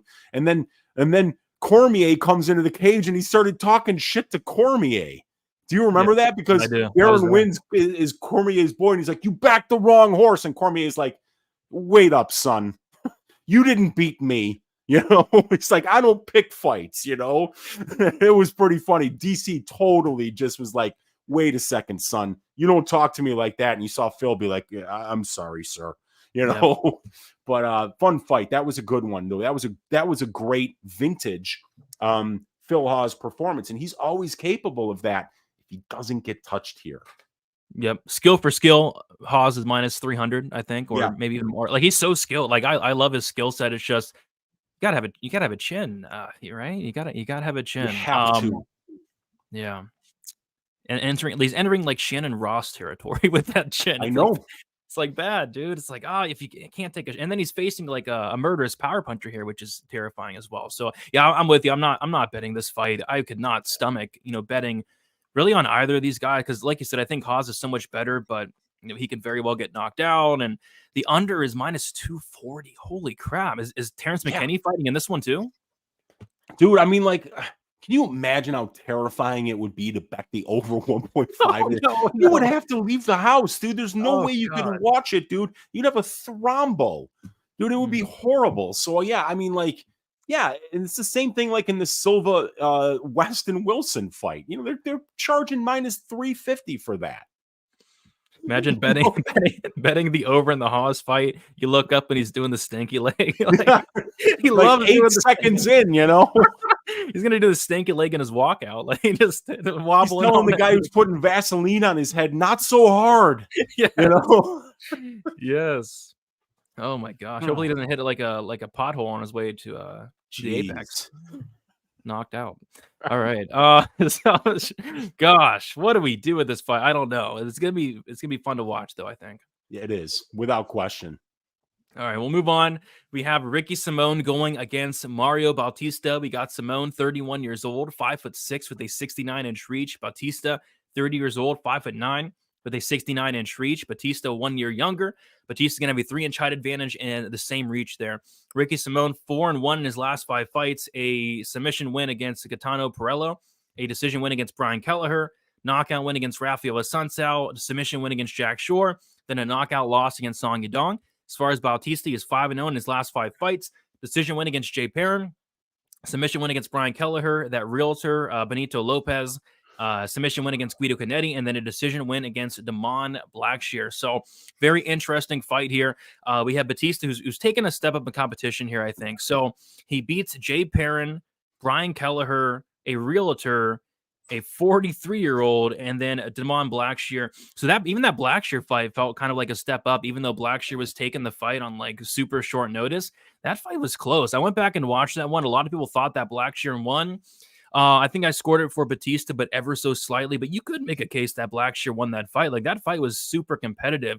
Now he's taking on Ricky Simón, who's one of the best wrestlers in the division. I mean, the only time I could think of where somebody out-wrestled Simón was against Murad Dvalishvili, where Dvalishvili went like 6 for 23 on takedowns and didn't really have a ton of success holding him down. So I think what it's going to come down to in this fight is who's going to win the wrestling exchanges. And I kind of lean Simón here, but I'm a big fan of Bautista. I like this guy a lot. He was supposed to fight Cody Garbrandt prior to that Blackshear fight. Garbrandt pulled out. I thought he was going to destroy Garbrandt in that fight, honestly. So, but this is a step up. This is a big test for Bautista. We're going to see where he's at. I mean, this is not Jay Perrin. This is not Guido Canetti. This is not a realtor. This is Ricky Simón. So it's a great test, great fight. Weezy, what are your thoughts on this one? Yeah, I love this fight. I'm a big fan of both of these guys. And, you know, if you're not familiar with Ricky Simón, you've got to go watch that Murad Dvalishvili fight. That is legit one of the best fights that's ever happened in the UFC. It's like probably top 20 in my opinion. It was such a back and forth fight, and there's no way that you could watch that fight without coming out the other end saying that these two guys are incredible. And really, after watching that fight, I realized that Ricky Simón is one of the best conditioned athletes in the entire division. His wrestling is phenomenal. His boxing is above average. His power is above average. The one thing that he doesn't do well is win minutes at striking range. That's not really Ricky Simon's game. He's got a negative 1.01 distance strike differential, only 38% accuracy. That's a little bit below average, but he does land knockdowns on 1.31% of the distance strikes that he lands. He's got 4 knockdowns in 11 fights, and he does have 1 finish by way of knockout in the UFC, the Assunção fight, and he's set up submission wins by dropping his opponents as well. And with Bautista, you got a guy who's 3 inches taller. He's going to be a lot longer. These guys are listed at the same reach, but if you look at Ricky Simon's wrestler's back, you know, which looks like a V, and then you look at that neuro-ass back of Bautista with those long-ass arms, there's no doubt about which guy at distance striking range is going to be able to manage distance better. That's Mario Bautista. He covers a lot of ground with his kicks. He's got great jump knees up the middle, which I think could be a very big problem for Ricky Simón if he ever gets a little bit sloppy shooting in. He might walk right into one of those Mario Bautista knees, which are sharp, accurate, and they cover a lot of ground real fast. This is a fascinating fight because Ricky's coming off probably the most lackluster performance of his entire career. I mean, besides the Uriah Faber fight, because he just didn't have anything for Song Yadong there. And we know that Song is elite. We know that he's a top 5 bantamweight, and being a top 5 bantamweight is a big deal because it's the deepest division in the UFC right now. But you see that 56% takedown defense on Bautista, but what you don't really see unless you look deeper into the numbers is that Bautista's got a really good get-up game. And that even though he's got 13 takedowns and his opponents have 10, Bautista 26 takedown attempts, Bautista's opponents 23, he's winning 69% of the control time positions out there. So that means he's getting more control time when he gets his opponents down than when his opponents get him down. And what you'll notice is that this dude is very difficult to hold down. And when he gets on top, his grappling game is nice. He's aggressive. He uses his length well. He can not only win minutes, but he can win moments down there. And I think he's very confident, very long. He can get submissions that other people don't have the ability to get because they're just not as long as he is. So I think that this is a fascinating fight. I'm picking Simon because Simon's more experienced. I think he's even more powerful on the feet. He's definitely the better wrestler, and he's definitely the guy that's more likely to win minutes in the grappling exchanges, in my opinion. And he's fought just the way better guys, and he's beaten the way better guys. So this is a giant step up in competition here for Mario Bautista. But I don't want to just say that you should be assuming that he can't handle it, because this guy, the wins over Perrin and Kelleher and Lopez and Canetti might not mean much. But go back and watch those fights. None of those guys were in that fight at any point. Maybe the first round with Jay Perrin might have been close, but he dominated all four of those dudes. Did he handle them exactly as you would expect him to handle opponents that aren't as good as him. He deserves this step up. And we just saw the worst version of Ricky Simon. So I think it's a fascinating fight. But man, Ricky Simon's ability to be able to push a pace, his conditioning is absolutely elite. So I think if he wants to just grind here, Brady, I think that's the best path to victory for Ricky Simon. Go back to who you are, brother. Grind on this dude. Don't let him style on you at distance striking range and manage range. Pressure, wrestle, and don't give up, because you can push that pace for a full 15 minutes. Yep, I'm really looking forward to this fight. Like, as a fan, it's probably one of my favorite fights on the card. And I'm just looking up the haircut that he's rocking that mullet again. It looks like, dude, really this could be mullet versus mullet, Brady. But we've seen Mario Bautista with some extremely aggressive mullets in the past. And Ricky, is he permanent on top? Dude, he I don't know. I might have to bet Simon now.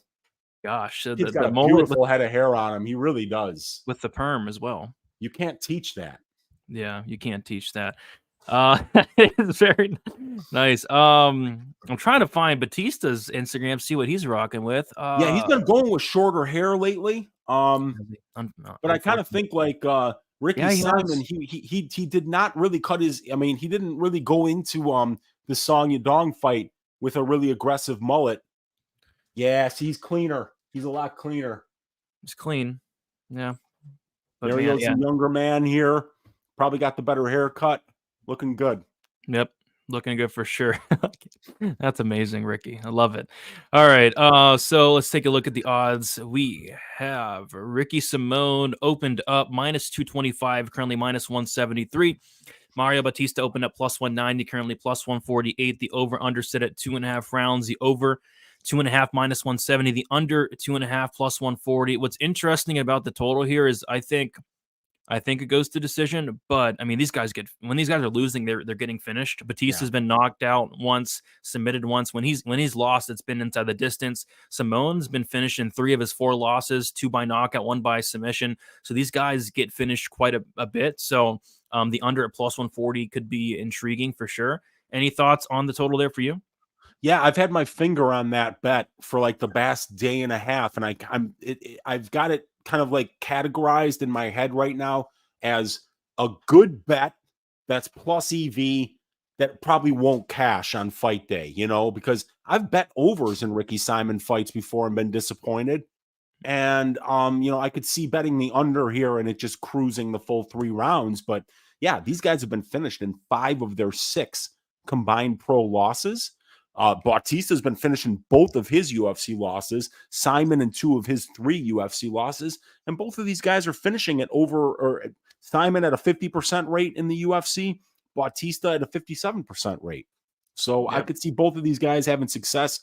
Ricky has got a very underrated grappling game. His arm triangle is nasty, and he kind of baits you into setting yourself up for it. He does a great job of like, hey, I'm going to take your back now. And then when you rotate into him, he takes that arm and he puts you in that arm triangle and it's over quick. So yeah, plus 140 for the under 2.5 is very intriguing. I don't know if I'm going to bet it yet. Yep. It's intriguing. I agree. All right. We have 3 fights left. We'll move on to Jim Miller going against Gabriel Benítez. We got Jim Miller, 40 years old, 5'8", with a 71-inch reach. Benítez, 35 years old, 5'8", with a 71-inch reach. Benítez, 5 years younger, same height, same reach. Jim Miller, 4-1 in his last 5 fights. Knockout win against Eric Gonzalez, knockout win against Nicholas Mota, submission win against Donald Cerrone, decision loss against Alexander Hernandez, and then a knockout win against Jesse Butler. As far as Gabriel Benítez, he is 2-3 in his last 5 fights. Decision loss to Omar Morales, knockout win against Justin James, knockout loss against Billy Q and David Onama, and then a knockout win against Charlie Ontiveros. So it's been, I think, a year and like 4 months since we've seen Benítez. It's been a while since we've seen Benítez. Not sure what's going on with him, but what sticks out right away between really both these guys is like their wins lately are terrible. I mean, Charlie Ontiveros, like that shouldn't even count. Like he should be given a loss for even fighting that guy. I mean, that's terrible. Justin James has been cut. Humberto Bondone has been cut.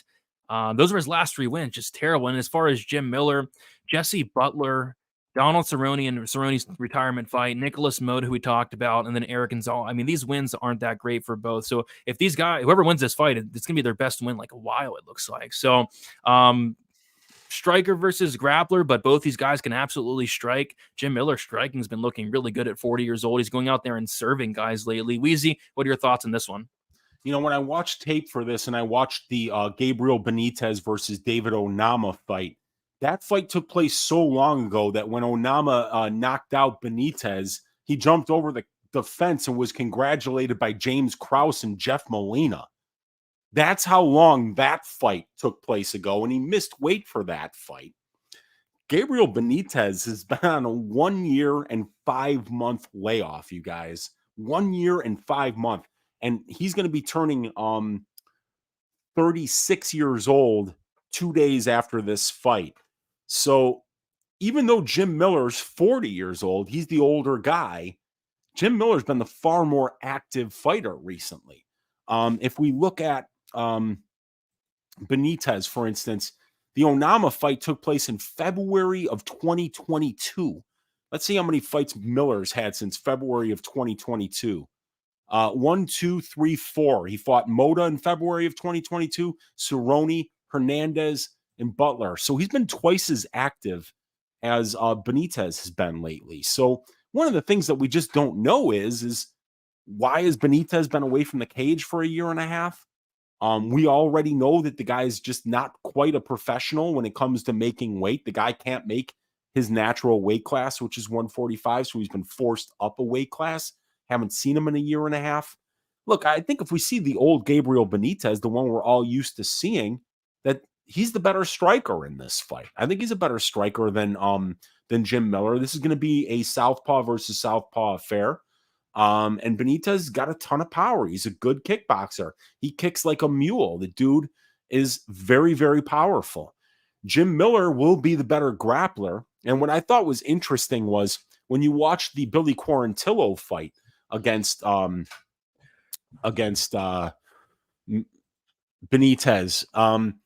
Quarantillo gets to his back in all 3 rounds, easily taking him down, easily advancing position, getting to the back, getting the body triangle. And that's where Jim Miller absolutely does his best work. But here's the problem. Jim Miller doesn't wrestle. He just doesn't. No. I mean, if you're betting on this fight and you're saying, look, Miller's going to out-grapple this guy, don't be so sure, because he may shoot 0 takedowns and just go out there and strike with him. Like, this guy has attempted 50 takedowns in 28 fights, and he's a grappler. He's got 21 takedowns in 28 fights since the beginning of 2013. So, and he gives up a lot of control time to his opponents too. So Jim Miller is not a guy that you look for to win minutes in the grappling exchanges. And if this fight takes place on the feet, like 70% of Benítez's fights take place there, I think Benítez is probably the better striker, but what version of Gabriel Benítez shows up? I think we know what version of Jim Miller shows up. Same fucking version that's been showing up for 20 years. A guy that's going to scrap until the fight's over with. A guy that's going to give you everything that he's got. A guy that's well-rounded, experienced, has seen everything that the UFC has to offer, and he's still here and he's still fighting at a high level. So I think we know what to expect out of Miller, and I don't think we know what to expect out of Benítez. So I kind of see why the money's coming in on Miller here. I think he probably should be the favorite because I think there's a lot of unanswered questions about Gabriel Benítez. Is he a 45er or a 55er? Is his heart still in it? Does this guy even cut weight anymore? You know, I mean, like, it seems like he doesn't care if he makes weight or not. He's taking 30%, reductions from his purse for showing up overweight every time he weighs in at 145. Missed weight in the Quarantillo fight, missed weight in the Onama fight, So, yeah, I mean, this is kind of a stay away for me because I think Benítez is the better striker, and I don't think that we can count on Jim Miller to grapple offensively. However, I don't know what version of Gabriel Benítez we're getting here, and he might just be showing up for a check. Yeah, I had some mild interest in Miller as the underdog. Now I don't. I actually think Miller could potentially knock him out. Like, Miller has a ton of power, and I don't like how the durability's been looking for Benítez as of late. And on top of that, the layoff, like you said, the question marks. See, I like Miller as far as a pick, but missed the plus money. Seems to probably be, or he was a popular underdog, but now he's not even a dog. So the over-under set at 1.5, which I don't get. I mean, I probably should be at one of these 2.5s, but how many under 1.5s do they have, by the way, or over-unders set at 1.5 this week? We have 12 fights. So, yeah, I see 1, 2, 3, 4, 5, 6, 7. 7 of the 12 are set at 1.5. Disgusting. And that McGhee fight, that probably should be set at 1.5. So there should be like 8. By the time the show's over, you're going to be looking at a plus 120 under 1.5 for that fight. Yeah. So, I'd say violence, but I'm not betting an under 1.5. I mean, that's ridiculous. But it looks like people are. It opened up plus 145. It's now plus 110. So people like the under 1.5. I don't. Steamed. I get it. I kind of get it. These guys do go under 1.5 quite a bit. But like I say, dude, I think there's a lot more unanswered questions than there are questions that are answered at this point. A 36-year-old versus a 40-year-old. I think I'm going to sit this one out. Same, absolutely. All right, moving on to, we have 2 rematches on this card. They're back to back here with the co-main event. In the main event, we have Manel Kape going against Matheus Nicolau 2. We'll start with Matheus Nicolau. He's 30 years old, 5'6" with a 66-inch reach. Manel Kape, 30 years old, 5'5" with a 68-inch reach. Same age there. Nicolau, 1-inch height advantage and a 2-inch reach disadvantage. The last time these two guys fought was that really 2 years and 9 months ago? It feels like it was yesterday. Yeah, that was his second fight in the UFC. Kape. I mean, he debuted against Pantoja. That's how high they were on Manel Kape, and they gave him Pantoja and Nicolau back to back. And both of those fights could have went either way. So, wow, it was pretty clear that this guy was a very high level fighter coming in, and the UFC already knew it. Yeah. It just feels like I broke down that fight like yesterday, but so they're doing the rematch here in their first fight, like you said, Weezy. Very close fight, could have went either way. I had a bet on Nicolau at plus money there. I actually bet against Kape his first 2 fights, and won both those bets. I thought Kape probably beat Nicolau. I thought obviously Nicolau won the first round with the grappling. Kape won the second round, clearly hurting Nicolau on multiple occasions. And in the third round, it was back and forth. Could have went either way. And then with like 10 seconds left, Kape lands like a big flying knee. I thought that probably swayed the round in favor of Kape, but the judges didn't agree. I mean, Kape loses that fight. Since then, Kape is 4-0, beating Ode Osborne by flying knee in the first round, beating Zhalga Sumagulov by knockout in the first round, beating the crap out of David Dvorak, and then beating Felipe Dos Santos. And then as far as Nicolau, since that fight, he's 3-1, beating Tim Elliott, David Dvorak as well, Matt Schnell, and losing it to Brandon Royval. So what's an interesting talking point for me in this fight is it's hard for me to go back and watch that fight. I know it was 2 years ago, but not a ton's really changed between these two. It's hard to go back, watch that fight, and then look at the line and see Manel Kape's minus 240, because you watch that fight, he was nowhere near minus 240 in that fight. Like, that was a pick'em type fight. But in terms of picking a winner, I think I do lean Kape, and here's why. I just feel like he knocks him out here. I really have concerns about Nicolau's durability. This guy's been knocked out in all of his losses. He got knocked out in his last fight. And Manel Kape, I think there's a little bit difference between Manel Kape and his fight against Matheus Nicolau a couple of years ago to now. We're seeing a more aggressive Manel Kape, and that's dangerous. I mean, this guy's dangerous. He has power, and I'm not sure Nicolau's chin's going to hold up. The reason I did bet Nicolau in their first fight was because I thought Nicolau was going to go out there and grapple, which he did, but he only did it for the first round. He stopped grappling, and I think that he needs to go out there and grapple, or else he probably does get knocked out. So I lean Kape, but minus 240, seeing how close that fight played out, no thank you. Weezy, what are your thoughts on this one? Yeah, I mean, I just watched Nicolau Kape before the show started, and yeah, I mean, I don't really know how you give Matheus Nicolau round 3 there. I kind of felt like Kape pretty clearly won round 3, actually, but it was 50-50 going into the 3rd round. So yeah, I mean, laying minus 240 on Kape just seems risky, but I think he wins this fight, dude. I mean, he was way more aggressive than Nicolau was. The takedown defense seems to be getting better. And as the fight went on, he got taken down twice on 3 attempts in the first round, but then Nicolau 0 for 3 in the second round, 0 for 3 in the 3rd round in that fight. So, Manel, I think, knows what to expect here. And I think that he's a lot more durable than Matheus Nicolau. And I think he hits a lot harder, even though Nicolau is a guy who lands. He can knock you down. He's got 8 knockdowns in the UFC in 9 fights. The guy lands knockdowns. He's very impressive at being able to do that. But Manel Kape has never been knocked down in the UFC, and he's the far more explosive and powerful striker. Very good jiu-jitsu player as well. Very aggressive with his BJJ on the ground. And I think he knows what to do here. I think he knows that he can't let Nicolau take him down and hold him down. Otherwise, he's going to lose minutes. And we did see him be the much more confident striker in their first meeting as well, throwing a lot more volume at distance and landing the heavier strikes. So, yeah, I like Kape here. I think he should win, but I'm not parlaying minus 240. I'm not straight betting it. And unless I could get the knockout at plus money, I probably wouldn't even be looking at that either. Yeah, the knockout will be plus 20 because the under 2.5 is plus 145, which jumped out to me because I think if Kape wins, it's probably by finish. Nicolau's never lost a decision in 23 fights. When he's losing, he's getting knocked out.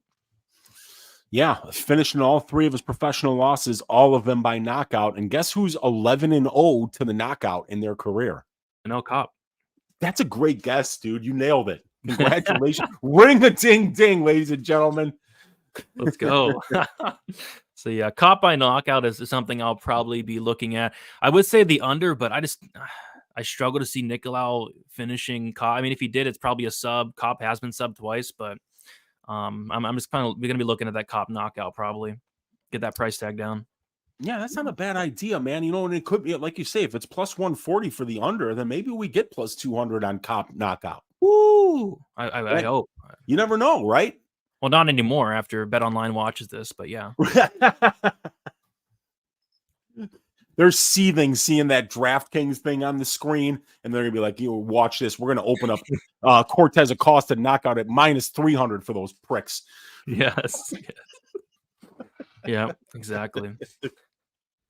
Oh, let's see. Manel been KO'd in one of his losses. I'm sorry. I think he said meaning Nicolau. Nicolau has been, Nicolau's been knocked out in the first round in all 3 of his knockout losses. Manel Kape by first round knockout makes a lot of sense because Kape's knocked some guys out in the first round. Odi Osborne in the first round. He knocked out Zalgas in the first round. So yeah, first round knockout could be interesting. Yeah, that's a good look there. I like that. And Mushroom likes it as well. Yep. KO. Heck yeah. All right. So it looks like we are on the same page there with Kape hopefully shaving the ass of Nicolau would be nice. All right. We had a great card so far, Weezy. I love this card, but now it's going to get ruined by a Johnny Walker, Magomed Ankalaev main event. I'm shocked. I never thought we'd see Johnny Walker in another main event after that Thiago Santos fight, right? But here we are. They're giving it to him. 5 rounds of this fight. It's gonna be fun. Hopefully, we got Ankalaev, 31 years old, 6'3", 75-inch reach. Walker, 31 years old, 6'6", with an 82-inch reach. We have same age there. We got Johnny Walker, 3-inch height advantage and a 7-inch reach advantage. Ankalaev, 3'1", and won, no contest in his last 5 fights. Decision win against Volkan Oezdemir and Thiago Santos. Knockout win against Anthony Smith. Draw against Jan Blachowicz. No contest against Johnny Walker. As far as Johnny Walker, he is 3-1 and 1 no contest in his last 5 fights. Knockout against Jamal Hill. Submission win against Kudalaba. Knockout win against Paul Craig. Decision win against Anthony Smith, and the no contest against Magomed Ankalaev. So yeah, the last fight wasn't too long ago. It was 1 month and 4 weeks ago. So like 2 months ago, these guys fought. They're running it back, no contest, and probably what should have been like a disqualification for Ankalaev. Illegally need Johnny Walker. And then Johnny Walker like wanted to continue, but I think there's like some translation issues and ended up being a no contest. So yeah, these guys are running it back. 5 rounds here. Not much has changed. I think my pick in that fight was like Ankalaev by decision. I think Ankalaev takes this fight down to the mat, pushes Walker against the cage. We saw a little bit of that, and then hopefully not illegal knee him this time. I mean, come on. But yeah, I like Ankalaev here, but minus 550, that's just stupid. Minus 550 for Magomed Ankalaev. I get it. He should be a favorite, probably a big favorite, because he can win in multiple ways. He can grind him out for 25 minutes. He can make this fight super boring, which it probably will be. And he can maybe even knock out Walker. He's been knocked out a ton, but it's hard to lay minus 550 against a guy in Walker who's freaking 6'6" and hits like a truck. So yeah, I like Ankalaev here, but I'm not laying the minus 550. And I don't know if I'm touching this main event outside of, there is one bet that does pique my interest, and I'll talk about that after you're done. Is it the over 1.5 rounds, Brady? It is. How'd you know?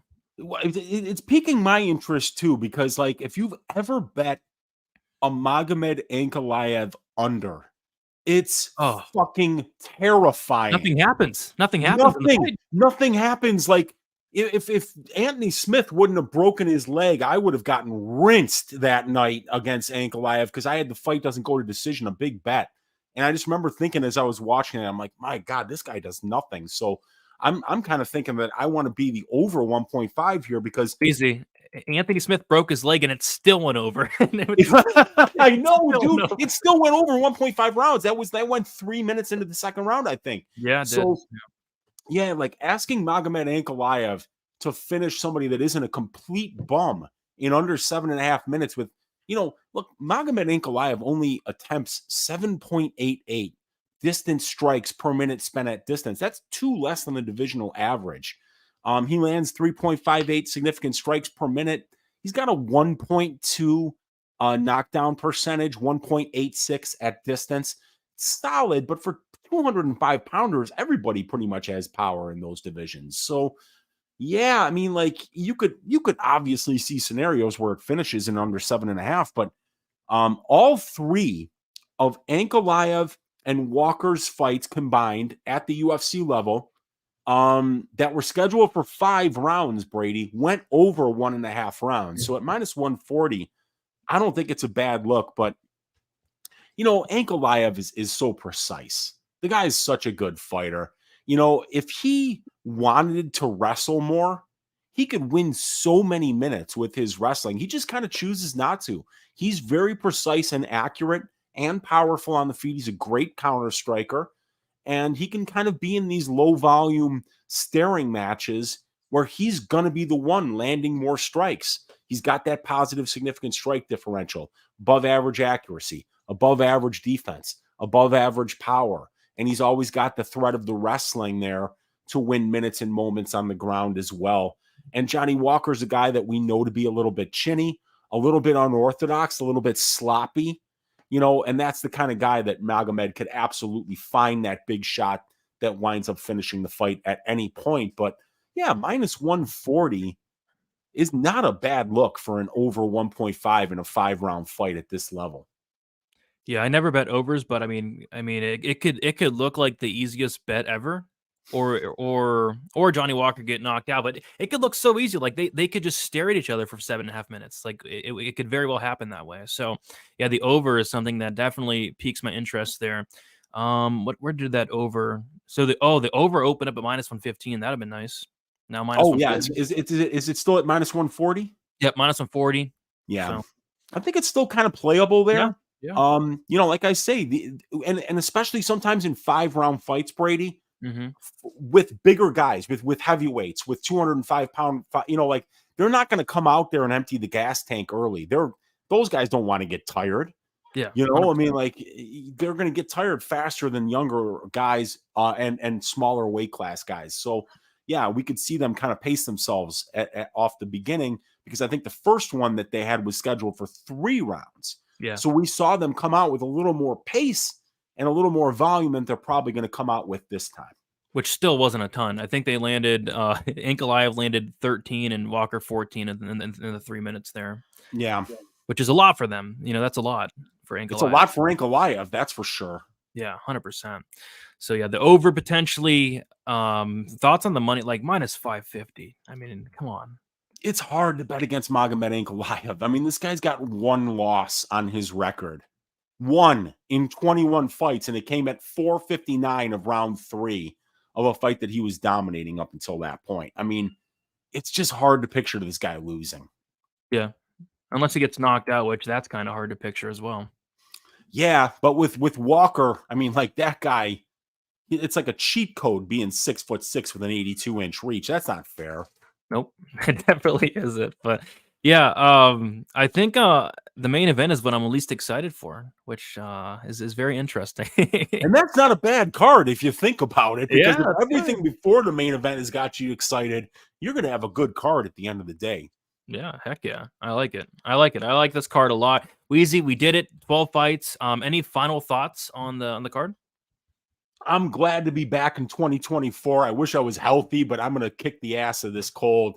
Brady got me back on the vitamin C, and the vitamin C is going to get in there and shave ass, a la what Gene Silva is going to do to Weston Wilson this week. So I'm looking to get healthy, get strong again, run through a wall, run through these bookies, stack cash tickets like flapjacks, and I'm looking forward to this first card of the year. I think there's some good betting spots sticking out, waiting for the props to open, and I'm looking forward to another great year of Stat Diggers here on Pub Sports Radio, along with you, Brady, and with our great audience here, which I think will get bigger and bigger as the football season goes away, because right now, like there's some really great football on. So big ups to anybody that's watching us right now, because one of the best football games of the year is on right now.